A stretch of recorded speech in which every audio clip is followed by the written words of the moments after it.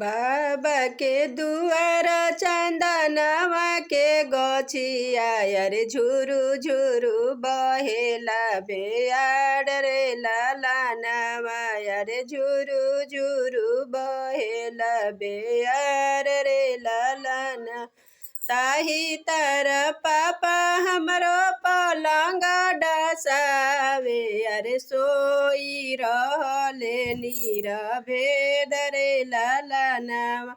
अरे सोई रहले नीरभेद रे लालानवा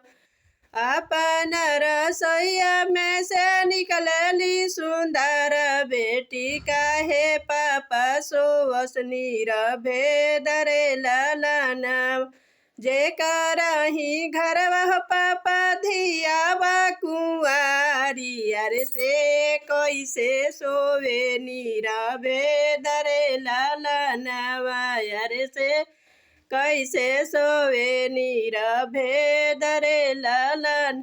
कुछ बेटी सुतिला कुछ बेटी जागिला रे कुछ रे दहे जावा के सोच रे लालनवा अरे कुछ रे दहे जावा